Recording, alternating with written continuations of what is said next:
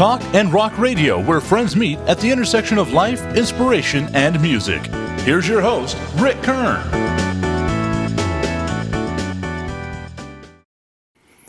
Welcome, everyone, to Talk and Rock Radio. My guest today is an actor that has over 125 movies to his credit. He's a musician, singer, guitar player, and in 2019 was inducted into the New Mexico Music Hall of Fame. Welcome, Ronny Cox. Hi, Rick. How you doing? Fine, man. It's so good to have you on the show today. You know, I want to jump right into this thing. I saw somewhere that I think it was September 20th, 1957. You were in the studio, probably the Norman Petty Studios in Clovis, and you were there when Buddy Holly did Peggy Sue, the song? Yeah. Well, I was around when they were, I wasn't actually, I was around that, and I was recording there. Norman Petty hired a group that I was with in high school, and we sang backup on Hope Griffith's records. She had a record called Only Once in a While. I see. And so I was around, and I got to make a confession now. I wasn't really that impressed with Buddy Holly at the time. I was behind the curve on that. It took me another 3 or 4 years before I realized, holy Toledo, I was around when this guy was cutting. But there were a lot of people that were cutting there at Norman Petty Studios. I mean, Charlie Phillips cut Sugar Time. You remember Sugar Time? I don't remember Sugar Time, but I remember Sugar Shack. I remember. Of course. Yeah, and of course the Fireballs did Sugar Shack. You know, so exactly. And Jimmy Boyd and Buddy Knox cut there. Yes. There were just a gazillion people. So, yeah, I was singing with a group in high school, and Norman Petty saw us at what used to be called an exchange assembly. We took a variety show up to Clovis, which was 19 miles north of us. I was in Portalis, and he heard us singing, so he hired us to sing backup on, and then on Hope Griffith's record, and then I had a rock and roll band back in those days. I had a band. Get ready for this. One of the great names of the Ron's Rockouts. I like that. That's great.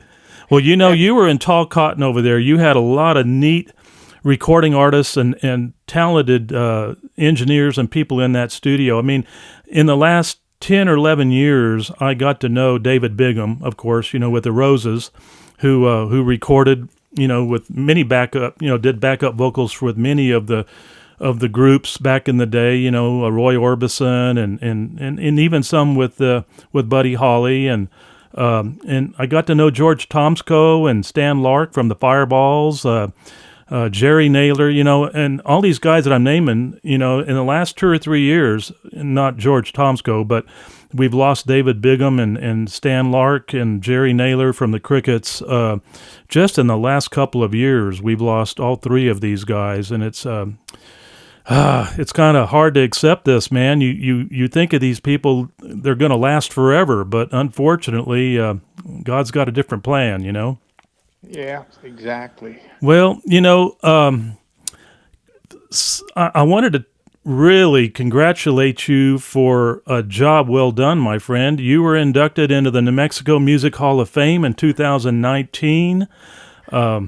Congratulations.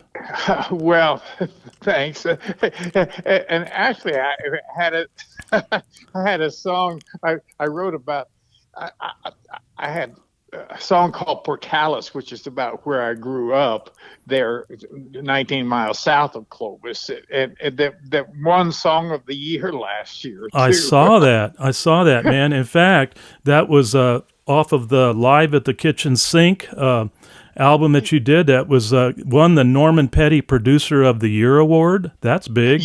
Yeah, for my we did it at the kitchen sink there in Santa Fe, and my bass player Panda Tom Ryan produced it and mixed it all for us, and it's I love live albums. Oh, me too. Uh, I I mean, a lot of people don't because sometimes there might be a little pitch problem or you may mess up something here, but I like that aspect that it's really there. And see, my show is more intended to be a shared evening that we have with the. I'm one of the few artists that you'll ever see. Now, I don't like to play great, huge venues. Because I want the intimacy. Sure. But I'm one of the few artists. See, I go out as soon as they open the doors to let the audience in. I go out and I'm visiting with the audience. Fantastic. I love that. Right up until the time it starts, and it pays off in many ways, Rick, because what happens is that I don't have to go through that process of sort of warming the audience up. See, a lot of guys come out and they're strangers so they're not about to start with their best material. They want to make sure they get the audience on their side before they do it. So I established that right away, and I want my show to feel just like it used to feel when we were kids, growing up, sitting around with our family and friends in the living room or kitchen or the front porch, sharing songs and stories, and I'm a storyteller too, being an actor.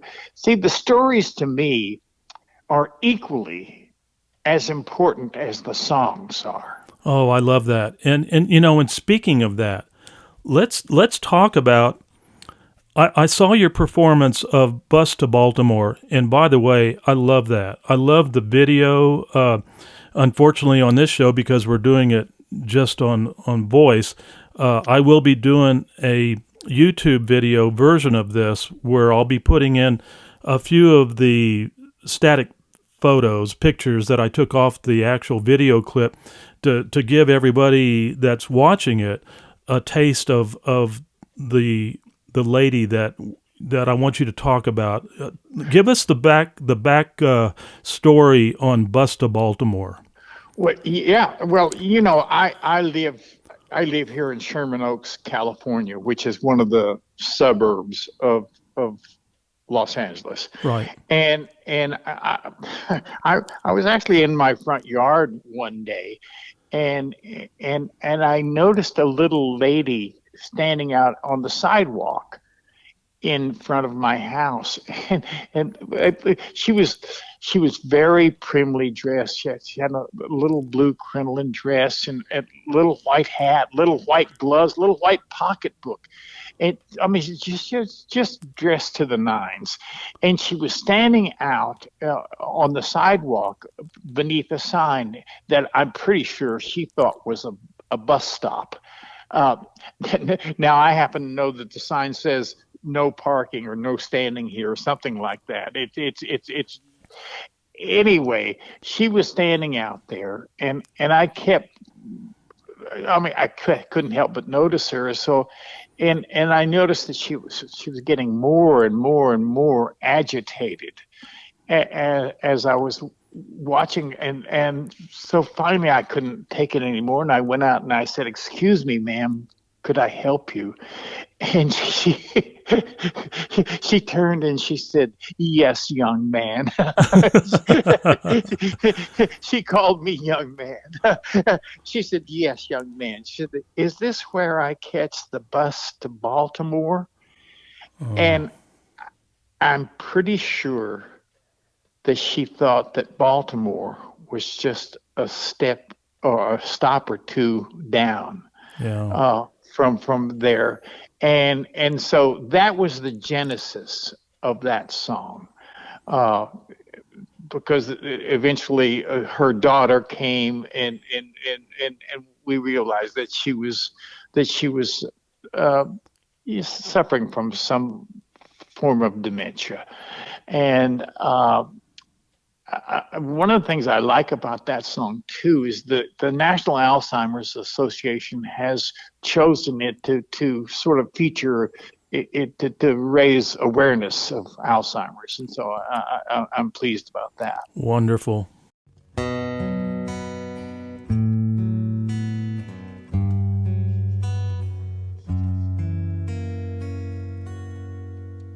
She stood on the corner,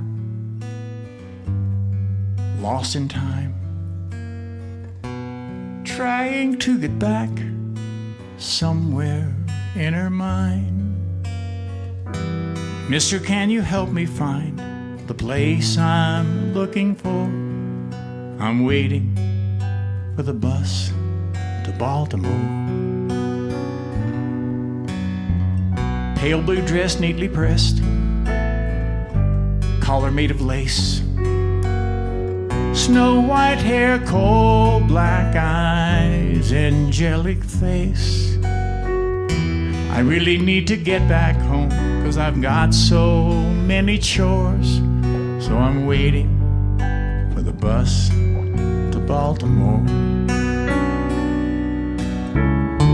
That's where my two babies lie asleep, where Dad and Harvey decorate the tree.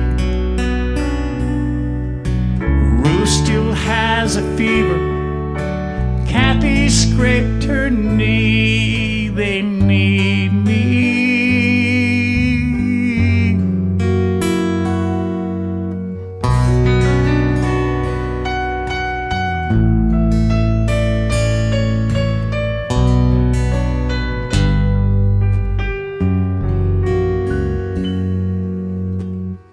Then a younger woman came and took her by the hand.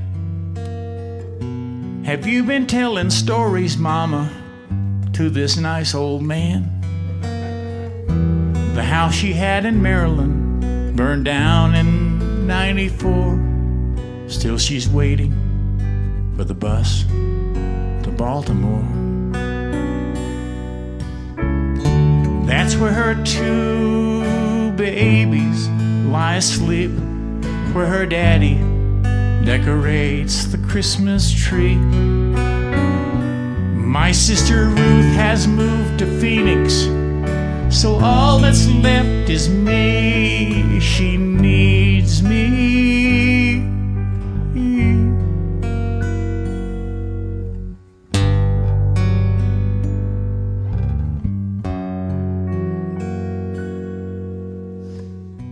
And sometimes late at night, on the edge of sleep, I think about that woman on the street, and I wonder if she found the peace she was longing for. Oh, I hope she found the bus to Baltimore.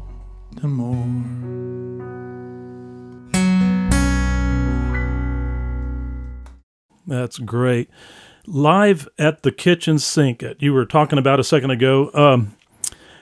The song Portalis off that album, it got Best Folk Song at the New Mexico Music Awards.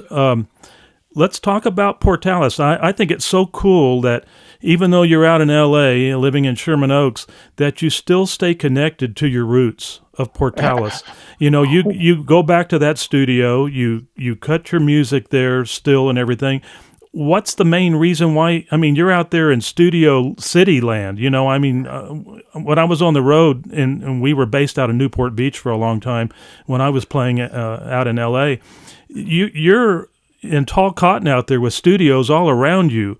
Let's talk about the studio there. Why do you come back and work with Jono Manson Studio in Santa Fe and Portalis and all that?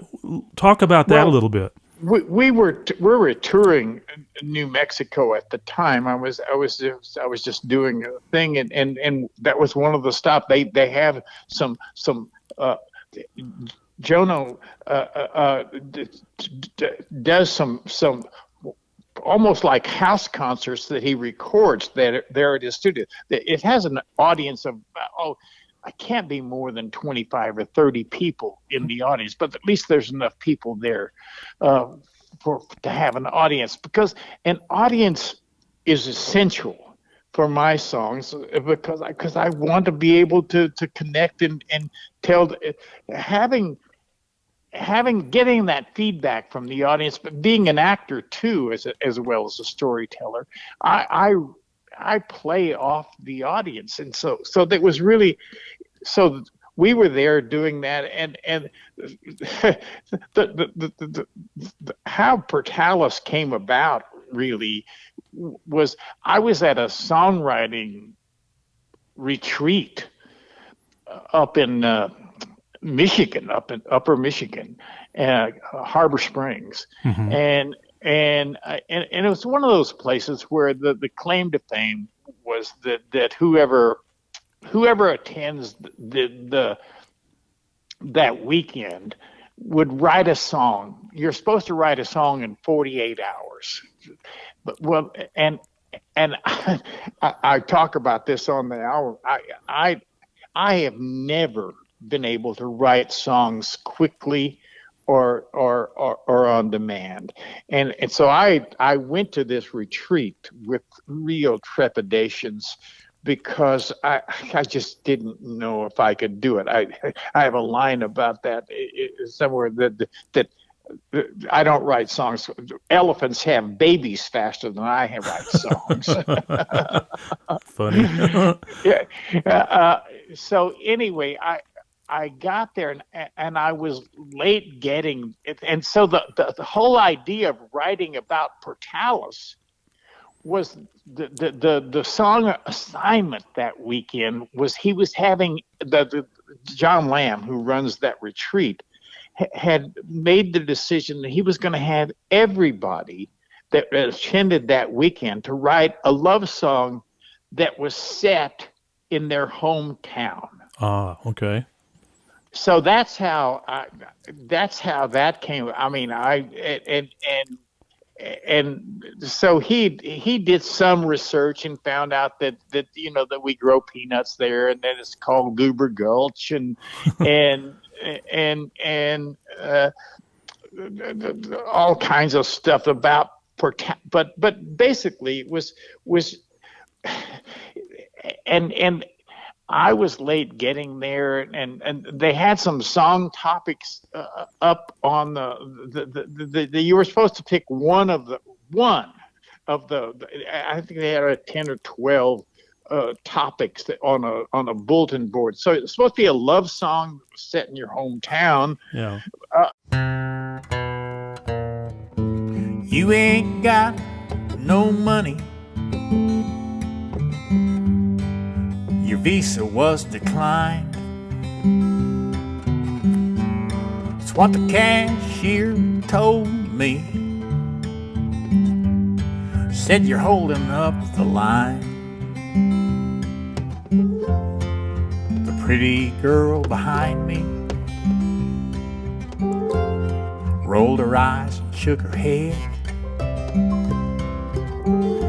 I was digging in my jeans for my last $10 bill, and I wish that I was dead. But that's life in Portalis. The only place we're better than is Dallas. Oh, that's life in Goober Gulch. God help me, please. Well, I was there buying beer. She was picking up some cheese. And while the cashier was engaged in higher mathematics, we began to shoot the breeze. She said, I think I know you. Didn't you used to work down at Sears? I said, yeah, but that was when I was in high school, during my first junior year. That's life in Portalis.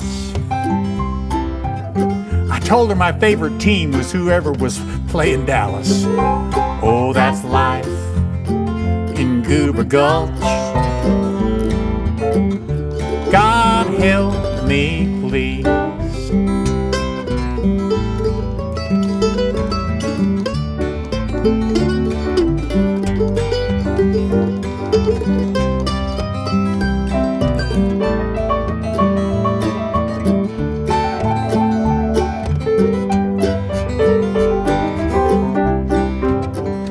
She said, I see you got some Rolling Rock. yes, ma'am, that's the only brand I drink.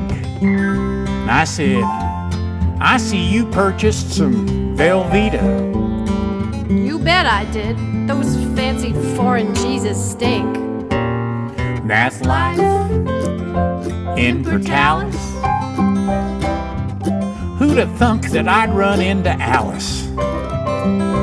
Oh, that's life in Goober Gulch. Rolling Rock, Velveeta cheese. Now I got a whole lot of so-called sophisticated friends. Turn their nose up at Rolling Rock. And those same damn snobby people go for cheese that smells like a week-old sock. But this was a match made in heaven. It was the best day of my life. And come next Christmas morning, I'm gonna make her my third wife. Merry Christmas from Portalis. Even baby Jesus ain't too keen on Dallas. Merry Christmas from me and Alice. God help us, please. Rolling Rock, Velveeta cheese. You know, you after doing a lot of listening of really cool and watching YouTube clips that you've got out there, I was intrigued with A Horse Named Music by Wayne Carson. And I know Randy Travis and Willie Nelson covered the song, but you know, I really like your version of that song. Talk about it and tell me why you decided to record that song. Well, first of all, Wayne and I were really close friends. When I had a record deal for about 20 minutes in Nashville in the early 90s.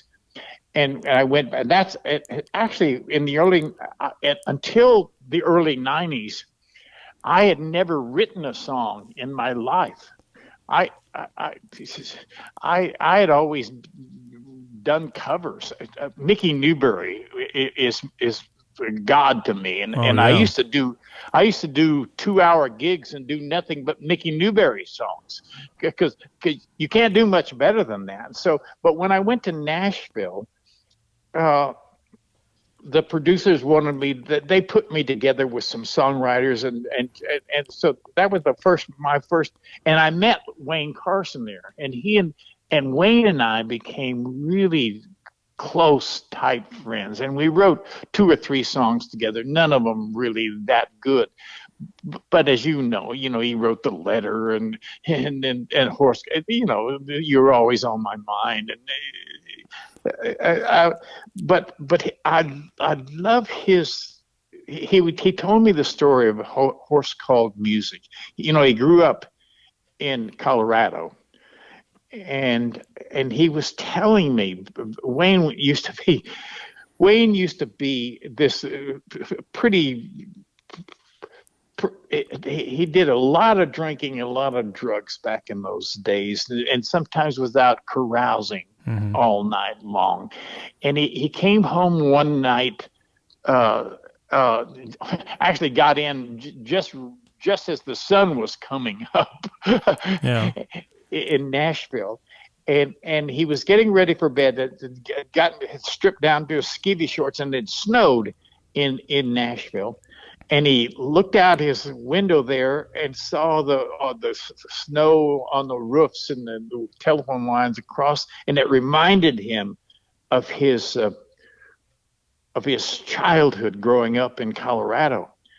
And so, and this is Wayne's story now. As you know, Wayne Carson is a pretty fabulous storyteller too. So, but according to Wayne, he went over and picked up his guitar, standing there in his skivvy shorts and looking out at the snow across the way, sang the song Horse Called Music from top to bottom. And according to Wayne, has never changed a word or a syllable in that song. It took him as long to write it as it took him to sing it. Wow.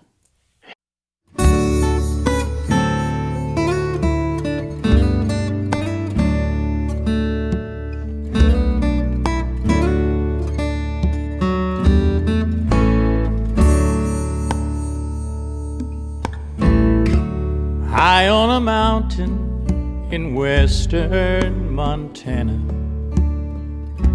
a silhouette moves across a cinnamon sky. Riding along on a horse he called music, with a song on his lips and a tear in his eye. Dreams of a time and the lady that loved him, and how he would sing her sweet lullabies. We don't ever ask him, and he never talks about her. I guess it's just better if we all let it slide.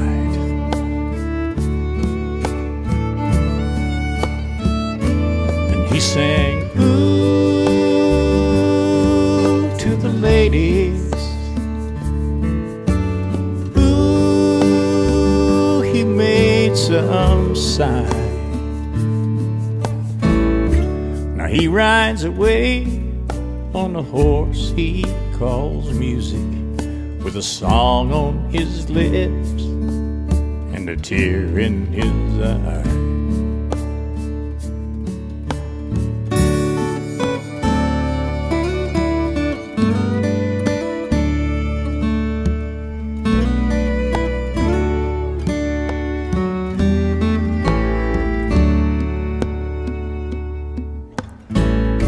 He rode the music from Boston to Bozeman for not too much money, way too much ride. Those were the days a horse he called music could jump through the moon and sail across the sky. Now all that's left is a time-old worn cowboy with nothing left but the sweet by and by.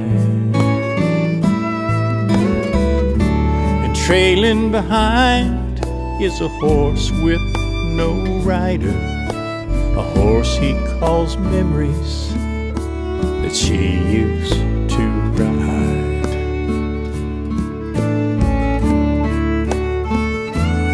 He sang, ooh, to the ladies. Ooh, he damn near made some fall right down and die. Now he rides away on a horse he calls music, with a pain in his heart and a tear in his eye. High on a mountain in western Montana, two crosses cut through a cinnamon sky, marking the place where a horse he called music plays with the cowboy in the sweet by and by.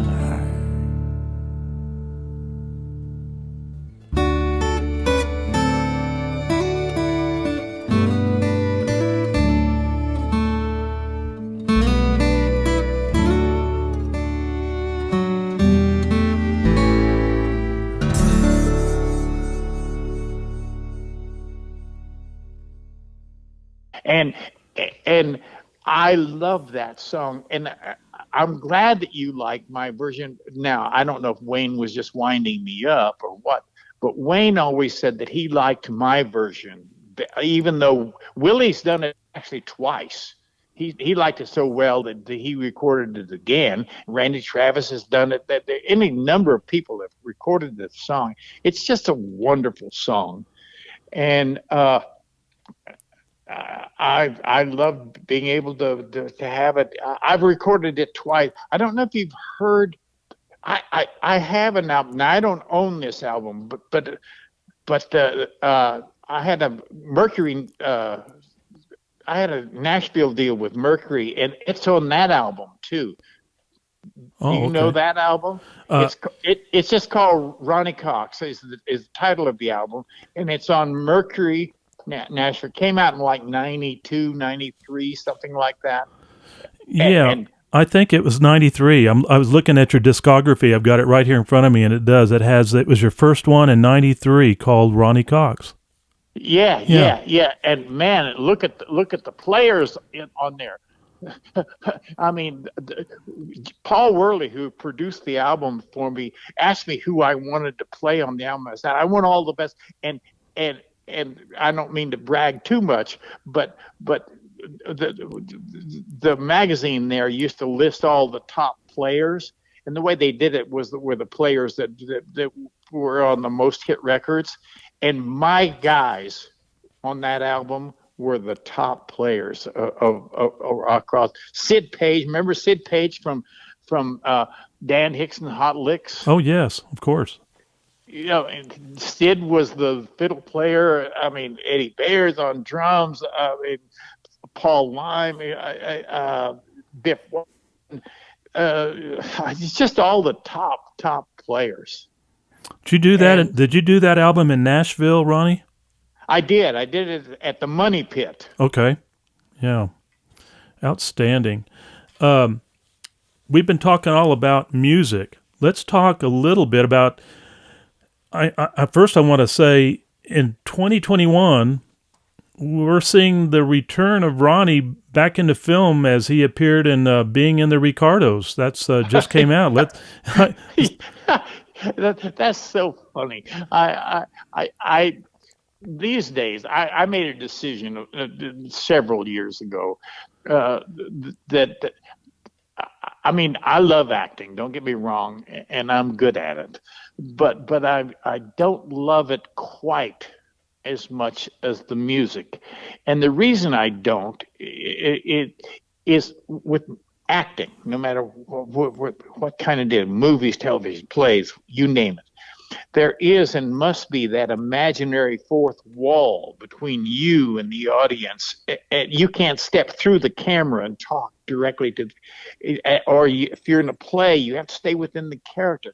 Well, the kind of show I do, there's the possibility of a profound one-on-one sharing that takes place, and that's an opiate that is undeniable. And so because of that, I made this decision several years ago that I wasn't going to let, I still act, but I wasn't going to let any movie or television show interfere with any music gig that I already had booked. And so I've been very, very selective about the things that I wanted to do. But when they called me up for Being the Ricardos, I only worked one day. I've never had so many people write to me about about me being in that. I can't explain that, but and we shot it at the Queen Mary because it's a period piece, Right. and the Queen Mary, all the furniture and all the decor, everything was right about the Queen Mary. So I shot one day on it, and I had a good time. Nicole Kidman and I hit it off, and Lucy Arnaz and I, she and I had worked together a couple of times before, and so it was good to get to catch up with her. And John Rubinstein, he was in the car that I did with James Brolin years ago. So this sounds egotistical as hell, but I'll live with it. When I was doing the show, almost to a man, everyone in the crew came up to me and wanted to shake my hand and welcome me to be there, because I don't know if I can explain this adequately without it sounding like the biggest ego in the world, but I'm nearly always the crew member's favorite actor. And the reason for that is I started out in crew. I was an assistant stage manager when I first started out. And I found out early on that I couldn't spend time in a dressing room. I lost my focus of this. So I always, instead of going and being in a dressing room or a motorhome or wherever it is, I always and hung out with the crew. And so because of that, it's almost like I got to be a sort of honorary crew member, and so it does one's heart good to have the crew guys come up and say, "Hey, it's great to see you again." Well, yeah, you also did some voiceover work for the new Nickelodeon series Star Trek Prodigy. That's kind of cool. We're not allowed to talk about that yet. Okay, let's not talk about that yet. I asked them, I said, when can we start talking about this? And they said, not yet. Okay. All right. Well, then let's jump right into RoboDoc. There's going to be a release of a documentary, the creation of RoboCop. I guess it spans, over 30 years, the 30-year legacy of RoboCop? Yeah, and it is the definitive version of the making of RoboCop, and they got all of us in there. I did I don't know, 30 or 40 minutes of interviews with those guys, and if you're a RoboCop aficionado, you may want to check that out. Very cool. Well, I'm excited about that. How soon is that one going to come out? Well, it's supposed to be out already, but it keeps getting so. Look up RoboDoc. Okay, I will. Is it on Netflix? Can you find it on Netflix or? It's a British company. Ah, okay. So Christopher Griffith and so I can't remember the other guys' names that did it, but it's been in the making for 2 or 3 years. I mean, it's apparently it's getting close to like 3.5 hours long now. Wow. Okay. So, but it's called RoboDoc. Looking forward to checking that one out. You've done so many great movies. I look at the list here, and I mean, Beverly Hills Cop 2. I mean, Stargate, Alcatraz, Harper Valley PTA, Bonanza, The Mind Snatchers. Boy, there's a good one. 1972. Well, yeah. Yeah, well, that's based on a play I did in New York that was sort of my big break. That's what I did that for Joe Papp, who was the king of, and I did that with Marty Sheen originally, but now the movie I did with Chris Walken. But that was sort of the first thing that got me noticed in New York. And because it got me noticed, when the producers for Deliverance came to New York looking for good unknown actors, and God knows I was unknown, they went to Joe Papp's theater and asked if there was an actor, any actors that Joe might recommend, and Joe recommended, and so they saw me for Deliverance based on Joe Papp's recommendation from the Mind Snatchers, and it was called The Happiness Cage when we did it as a play. I see. Now, back when you started acting, Ronny, I know you were probably playing music and acting at the same time, but was that something that kind of worked in tandem for you, or did you study acting in drama class in high school, or how did all that begin? Yeah, it was always hand in hand. I started playing guitar when I was about 14, put myself through high school, but I was in all the plays in high school. I was a theater major in college. But was playing rock and roll band with Ron's Rockouts at the same time, and my first professional job was up in Colorado, a place called Buckskin Joe, where we did melodramas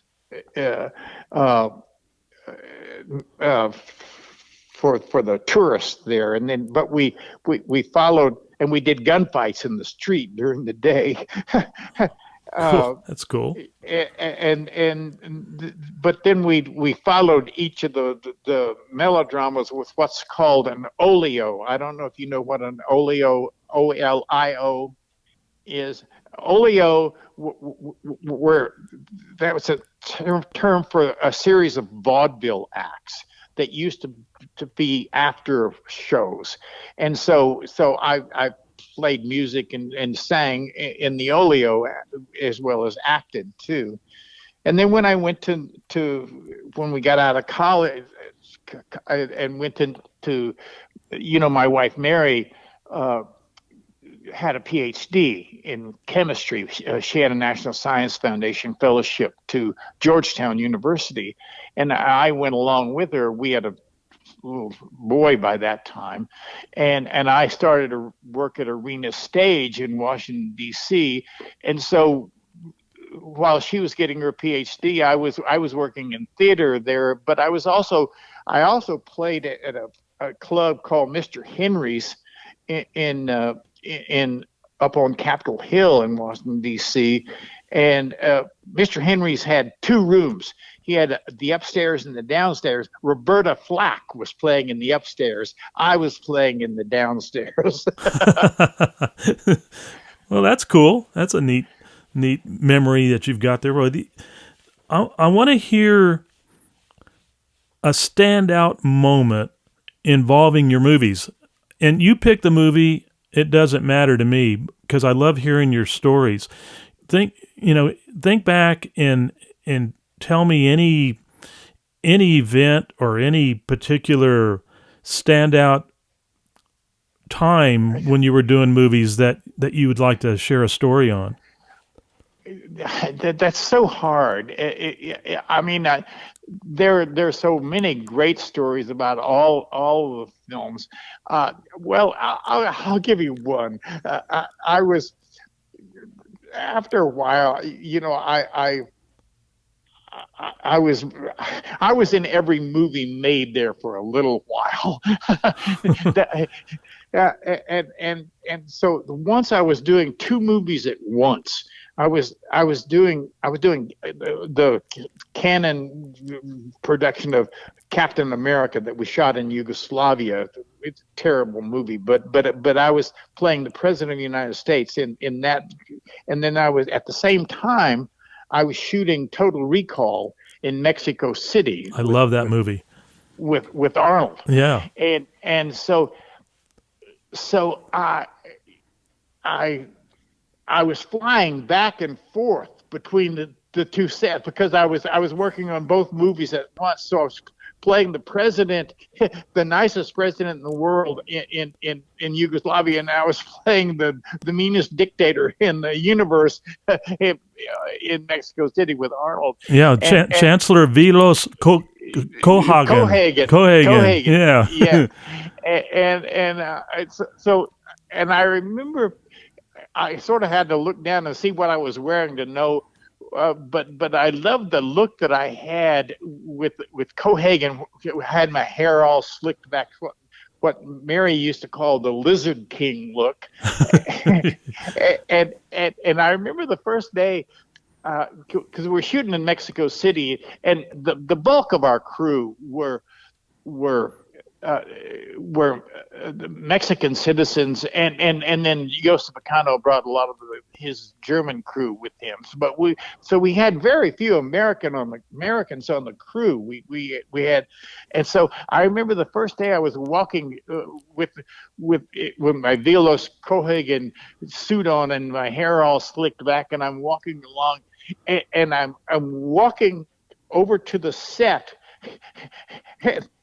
And the little Mexican crew guys, they all stopped and so almost like came to attention, and they said, "El Jefe,"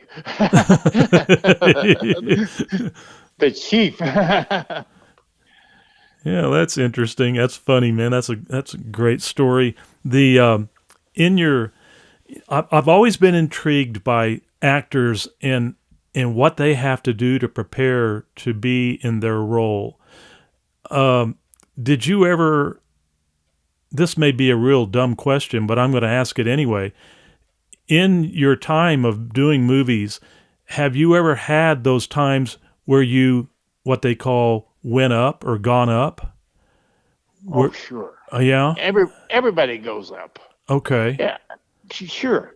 I mean, that's the nature of the beast, because there are a lot of things that you see. I am not, and I underline the word not, a method actor. I'm not one of these people that has to become that other person, because there's so many things that you have to keep. There's so many balls that you have to keep juggling in the air. You have to make sure you hit the right mark. You have to make sure that you're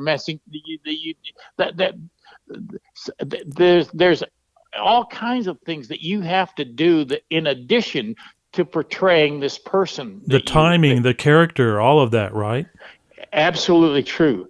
But there is things about acting that. And I just thought of this just off the top of my head, because you were thinking about things that are difficult about acting.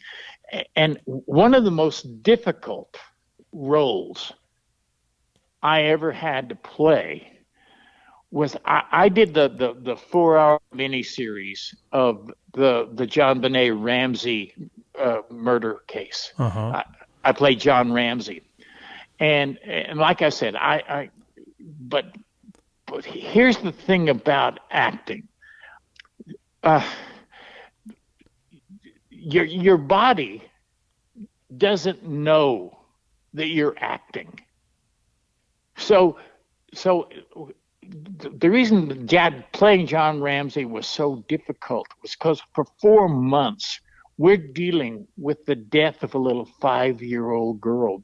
And by the way, the little actress that played John Benet, she and I became, I was close with her. And so dealing with the loss of a child, mm-hmm. every day you go and you're emotionally, you're dealing with the loss of a child.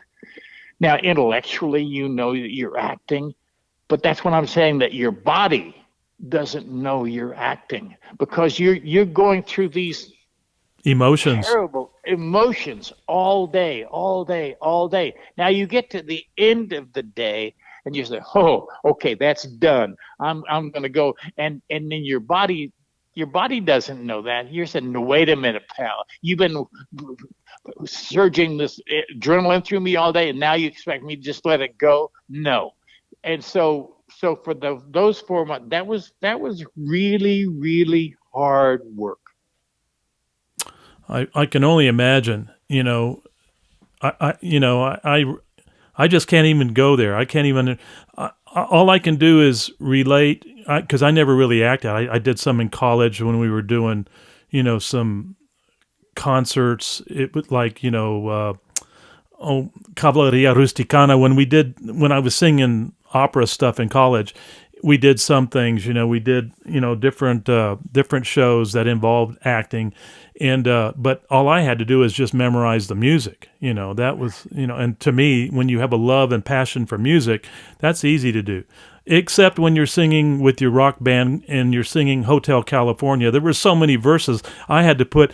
Being a drummer, it was easy for me because I could put the notes down on my drums and read the words right off there because I knew I'm gonna mess up some of these verses. There were so darn many of them, but bottom line, it all worked out, and eventually I had them all memorized, so it was no big problem. Funny stories related to your movies, Ronnie. Are there any standout moments that you can think of that just brought the house down or if it was a rehearsal or whatever it was? I always like seeing those outtakes and stuff like that.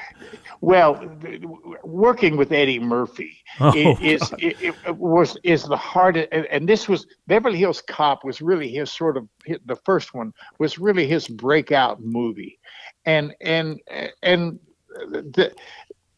the hardest that's another thing that was hard about doing that, being off camera when Eddie was, because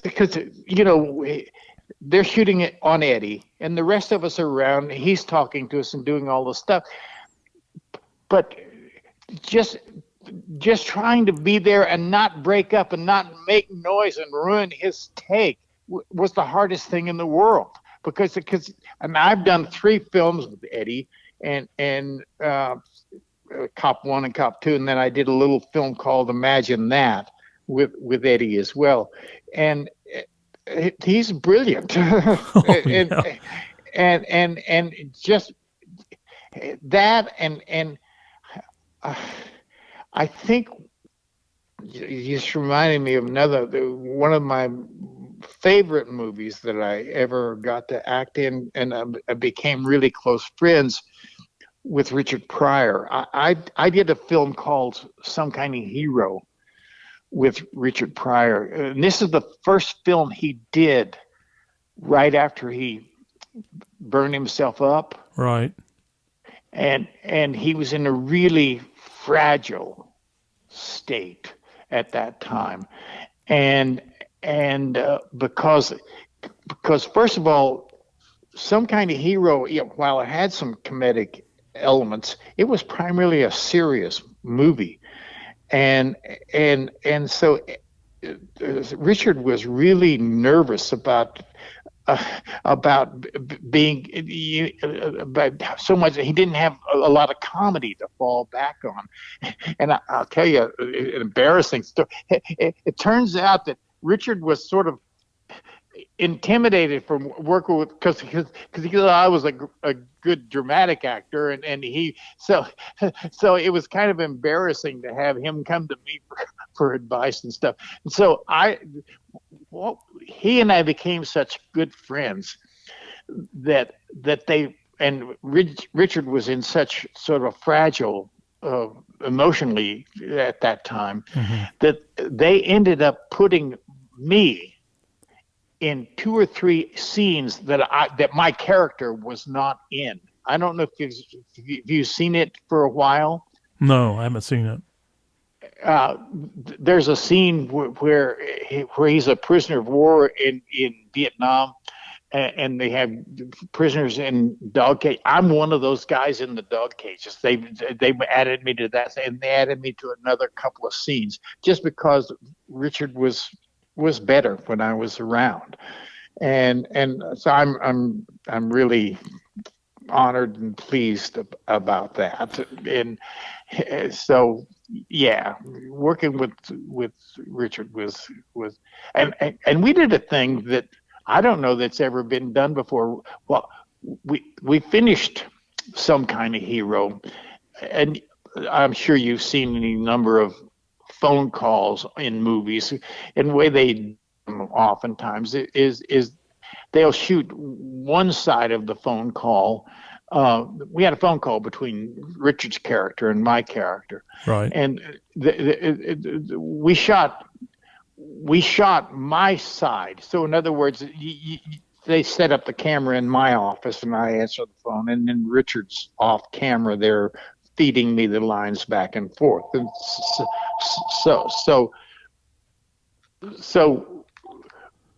so we did my side and finished that all up, and then I finished the film, and I actually then went to King of Prussia, Pennsylvania. I was shooting a film called Taps that I did with Timothy Hutton and Sean Penn and George C. Scott and Tom Cruise.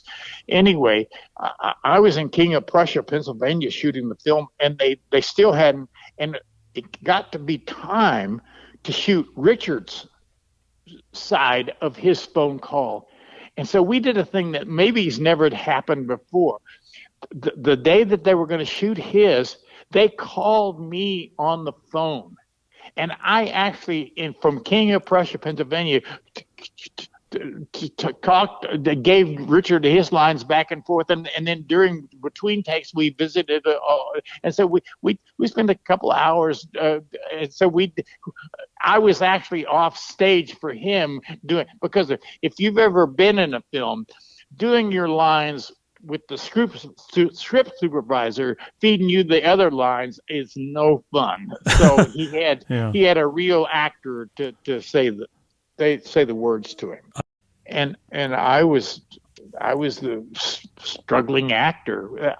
To tell you the truth, in the first 11 years, I had never made more than $6,000 in 1 year in my life. Wow. I mean, literally, we lived hand to mouth, and extremely happy, and with two small boys, but it just didn't include having any money. And then all of a sudden, I did Deliverance, and like I said, doors were open to me that I didn't even know existed before. All of a sudden, I was being offered stuff I didn't have to go and audition. I was just offered stuff, and it was amazing.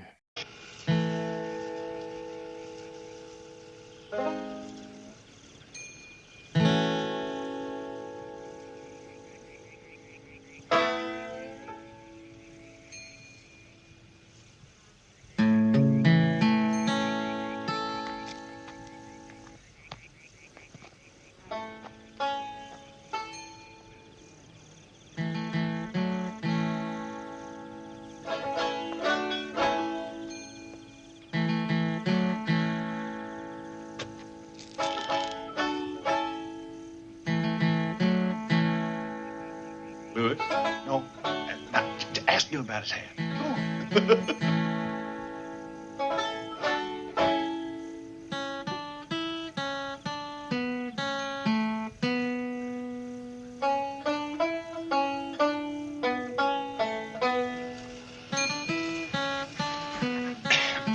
I don't think you understood me. I want to get some drivers to drive this car and that car down to Aintree.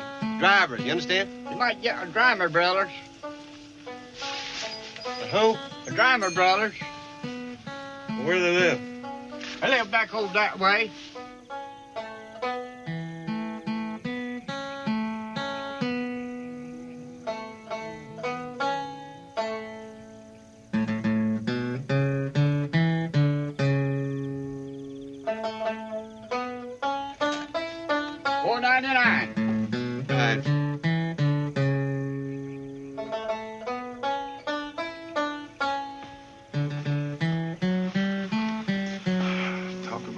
Genetic deficiencies. Not pitiful. Who's picking the banjo here?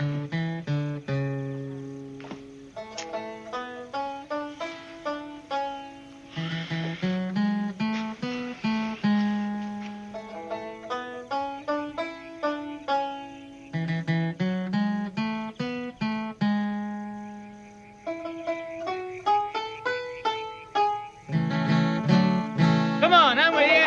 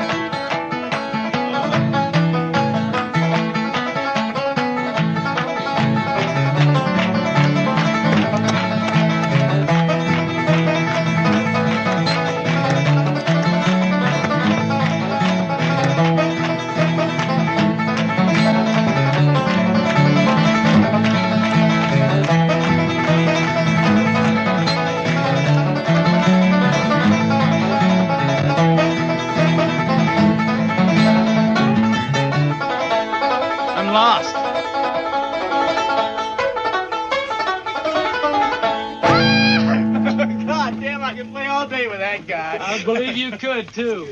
I believe you could. That's good. Yes, very good, sir. God damn, you play a mean banjo. Hey, you want to play another one? Give him a couple of bucks. It's quite a movie. In fact, my wife and I are going to watch it again. I've seen it numerous times, but we're gonna watch it again, and I'm sure I'll enjoy it just as much as I did the first time. It's great acting, and even though it was done back in 1972, but some of my most favorite films are older films. Let me recommend a film. There's a film that my wife and I wrote that we shot in Las Cruces, and called Raw Courage. Okay. I used to be I was a former marathon, so it's about a guy some guys that are ultra marathoners and running. It's kind of an action adventure film, but it's the only film that I've ever written and hadn't got produced on my own. Do you ever get back to your roots of Cloudcroft, New Mexico? I haven't been in Cloudcroft for about 8 or 10 years. I played a show in Cloudcroft, and I played a couple of shows in Ruidoso and Alamogordo. But I didn't get down to that part of the state when I was back in 2019. I was more in Silver City, Albuquerque, Santa Fe, Portalis, and places like that. Yeah, we have my sister still lives in Clovis, and I have a brother that lives in El Paso. Oh, you do? Okay. Yeah, my brother Harold HD was worked for the railroad, Southern Pacific there with the line chief for years and years and years.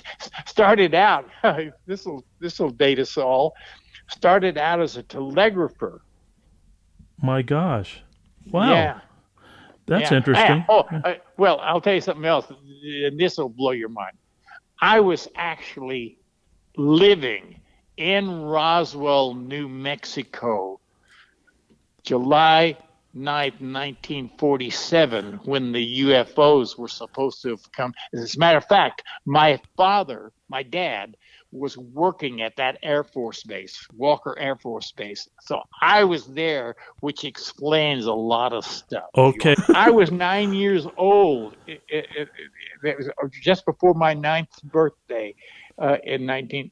And I lived in Roswell up from time I was from 3 until I was in the 5th grade, I think.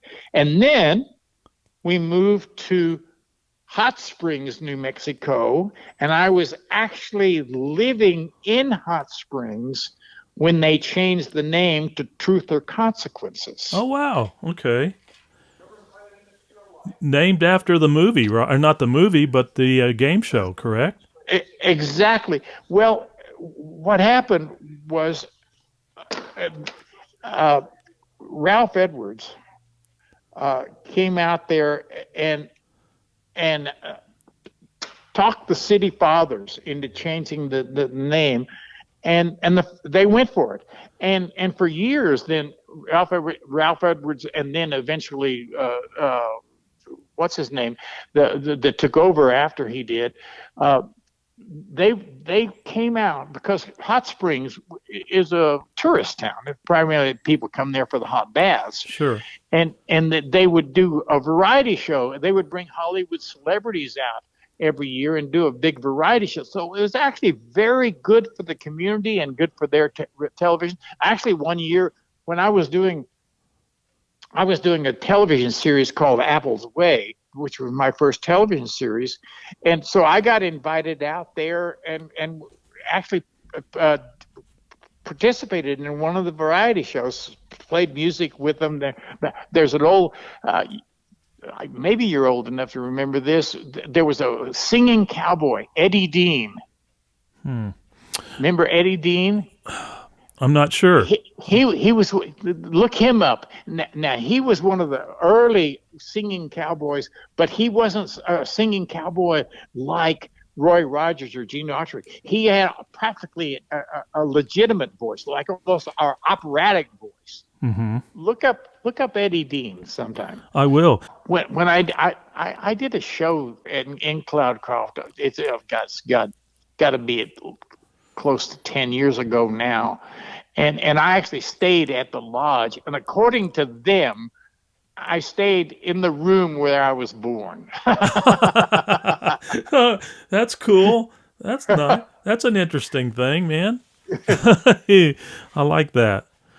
Well, Ronny, we have pretty much exhausted our time here, but I have so enjoyed visiting with you. This has been fun. You know, I really am a fan, and I'm glad you joined up with me to do this show. I have to thank your agent also for Stephanie's great, isn't she? She's wonderful, you know. But my friend, I really appreciate doing the show with you, and I wish you continued success. And I would love to still stay in touch with you now and then and hear what you're doing, and sure, you know, go from there. You know. Yeah. Steph always knows how to get in touch with me. Okay. Well, you take care. You have a good rest of your week. And I don't know who you're rooting for the Super Bowl, but you know you're out in California, so I kind of have an idea. I got to root for the Rams. We're here. I got to root for the Rams. Yeah, that's kind of where I thought you'd be going with that. All right, my friend. Well, good talking with you, and take good care of yourself. And we'll see you down the road somewhere. Great. Thanks. Bye. Take care, buddy.